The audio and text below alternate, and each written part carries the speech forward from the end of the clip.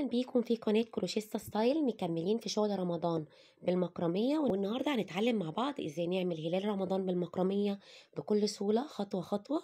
أنا استخدمت خيط مكرمية قطن مجدول 3 ملي وشاسيه المعدن مقاسه 30 سنتي. معايا 6 متر من خيط المكرمية القطن. بسيب من على ايدي اليمين فتلة متر وباقي الخيط كله الناحية الشمال، وبعمل عقدة تثبيت. بتلف الخيط تطلعيه من ورا الشاسيه، وبعد كده تتكون معاكي فتحة او دايرة من تحت تدخلي فيها الخيط بتاعك. ما تنسيش ان انا قلتلك على ايدك اليمين معاكي فتلة طويلة مقاس متر، والخيط الكامل على ايدك الشمال او من ناحية الهلال من جوه. كده انا ثبت الخيط بتاعي. الفتله المتر دي انا هسيبها دلوقتي مش هشتغل عليها، والخيط اللي هو بقيه ال6 متر اللي هيبقى 5 متر ده انا هبدا الف الشاسيه بيه بالكامل. الخطوه دي ممكن تستخدمي معاها مسدس شمع للتثبيت.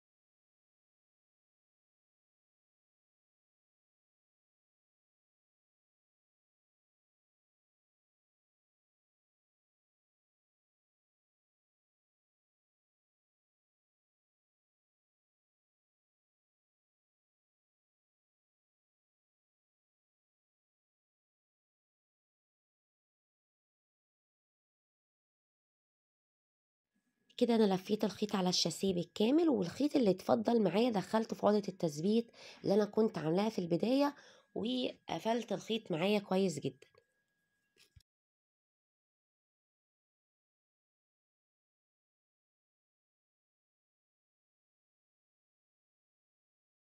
أول حاجة معايا 6 فتلات بطول 3 متر، كل فتلة منهم بطول ال3 متر.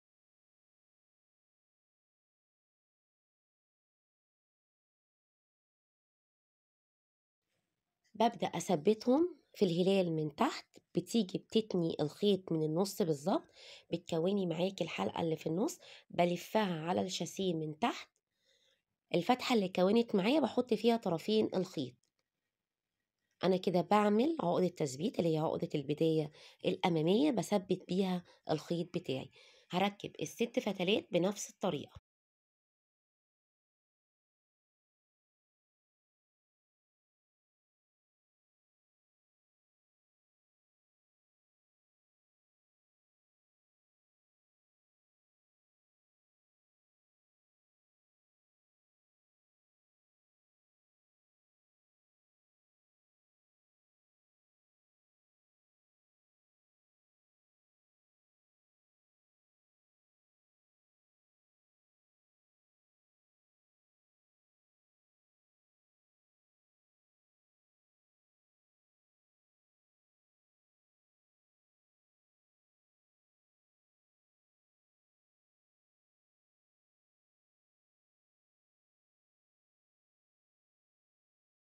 كده انا معايا 12 فتله بالظبط.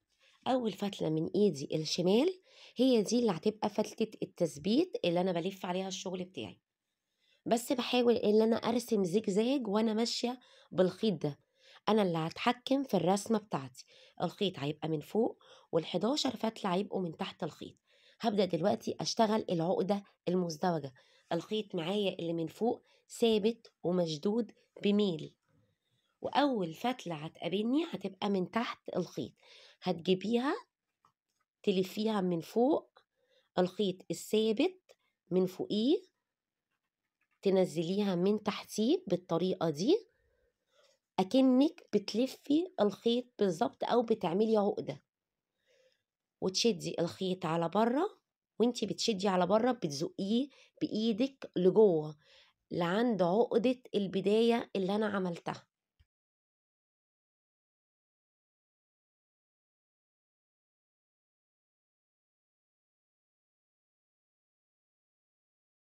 وباكرّرها تاني، لإن كل عُقدة مزدوجة بتتكوّن من لفتين من الخيط، كل خيط من اللي عندي من ال11 اللي تحت هالِف بيه مرتين على الخيط الثابت، كده تاني مرّة من أول فتلة، يبقى أنا كده عملت أول عقدة مزدوجة.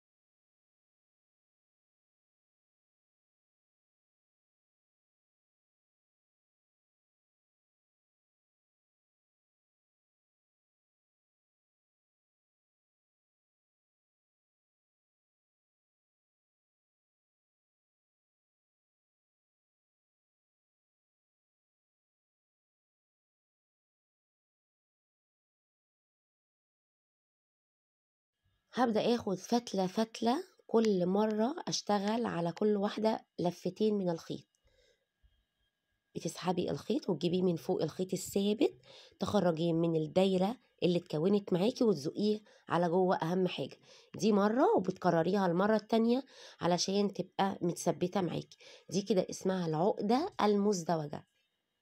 هافضل بقى شغّالة بكل الفتلات اللي عندي، أهم حاجة إن الخيط الثابت اللي من فوق أنتِ اللي بتتحكمي في شكل الرسمة بتاعته، تخلّيه نازل بميل.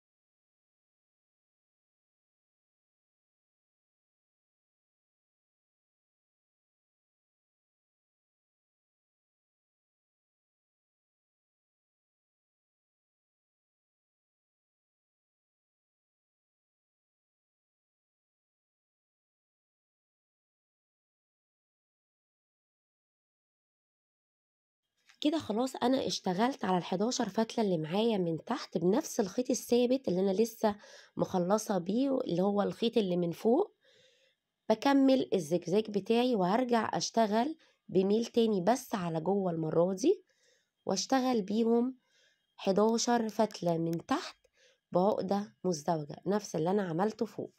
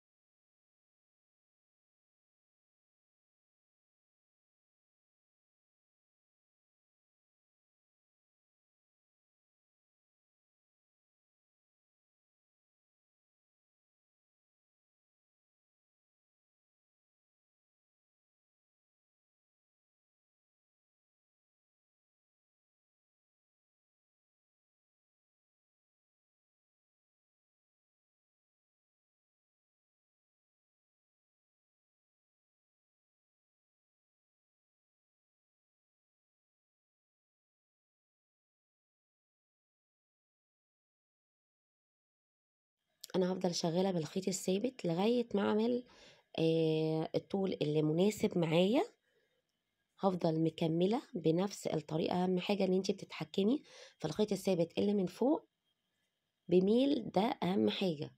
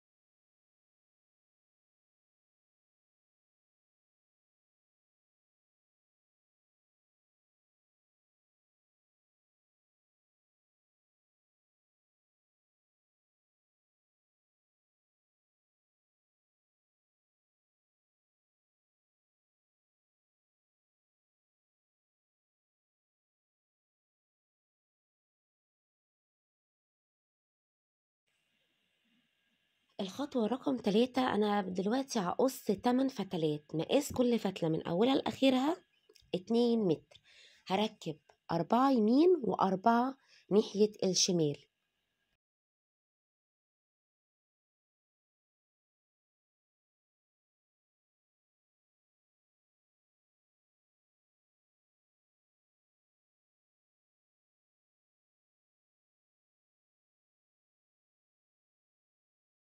الخيط الطويل اللي اتفضل معايا تعالوا نعمله مع بعض عقدة تزيينية، هي عقدة معلقة العسل بالمكرمية، بتفرق كتير جدا في شكل الشغل والمعلقات والستاير، وسهلة وما فيهاش أي افتكاسات، يعني حاجة سهلة جدا، انت أكنك بتربطي الخيط مش أكتر.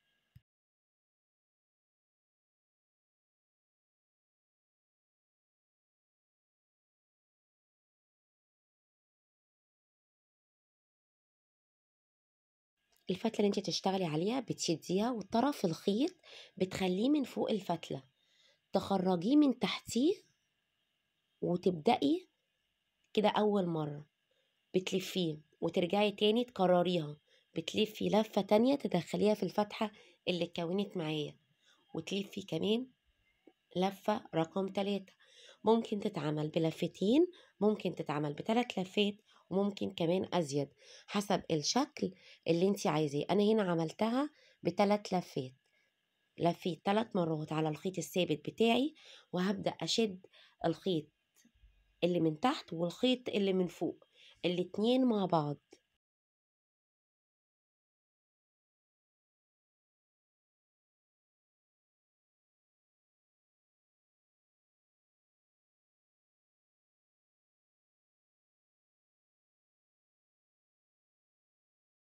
وده شكلها في النهاية. طبعا دي عقدة تزيينية تقدري اللي انت تعمليها في اي خيط من اللي اتفضل معاكي، بتأثر معاكي الخيط بدل ما بتقصيه وبتديكي شكل جمالي.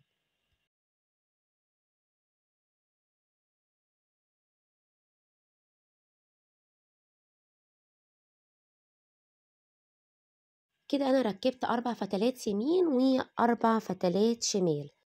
اول 4 فتلات يمين هشتغل عليهم العقدة المربعة. الفتلة رقم 4 من على ايدي الشمال بعمل بيها رقم 4، والفتلة اليمين بخليها فوق الفتلة الشمال، ومعايا طرفين في النص ثابتين. الفتلة اللي أنا عملتها من فوق من اليمين بنزلها تحت الضلعين الثابتين، أخرجها من رقم 4 اللي أنا عملته شمالي. كده أنا سحبت أول سحبة. هكرر الحركة دي تاني، بس هبدأ من الطرف اليمين، هعمل بالطرف اليمين 4، والطرف الشمال أخليه من فوق خيط رقم 4 اللي أنا عملته، وأسحبه من تحت الطرفين الثابتين، أخرجه من العقدة. طبعا لازم يبقى معاكي الأساسيات بتاعة المكرمية. أنا هنا اشتغلت العقدة المربعة بشكل عشوائي، يعني نظمت أي شكل أنا حباه. تمام.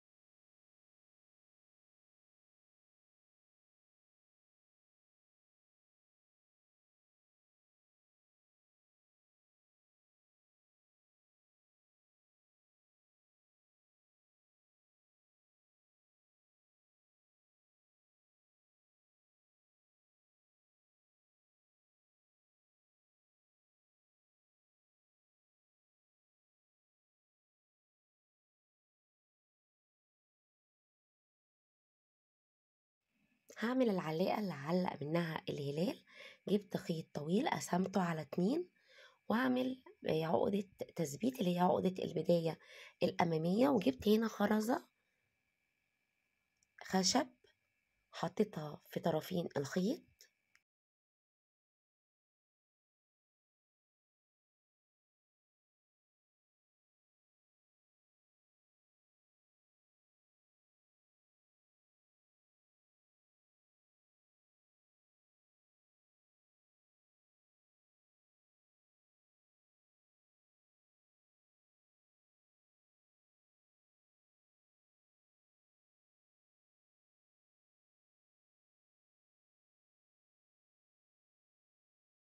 وربطت الخيط من فوق.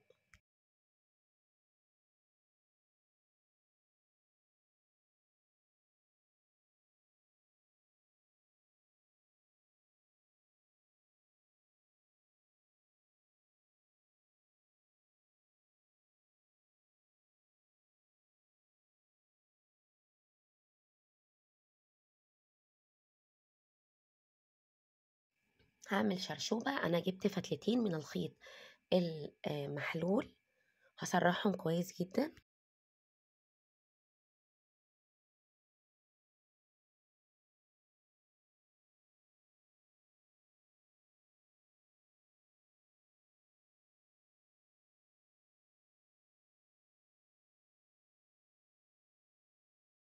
ومن النص بالظبط هربطهم ربطة تكون جامدة.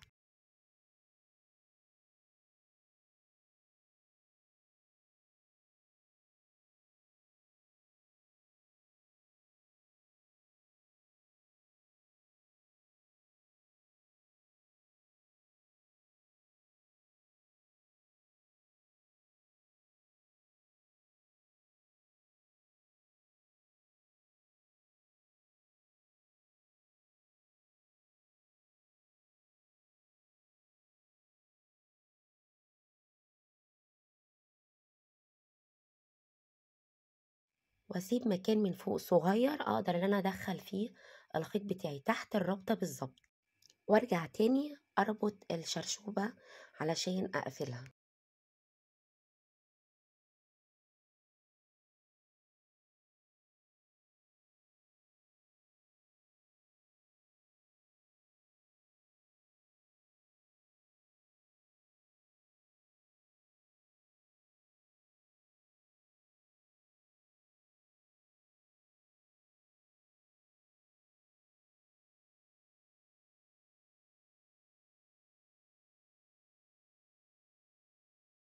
ودلوقتي هثبت الشرشوبة اللي انا عملتها في نص الزجزاج بتاعي، هدخل الفتلة في النص واخرجها من فوق على ورا، واديها عقدة تثبيت او عقدة مزدوجة من ورا، كده اكون ثبت الخيط بتاعي كويس.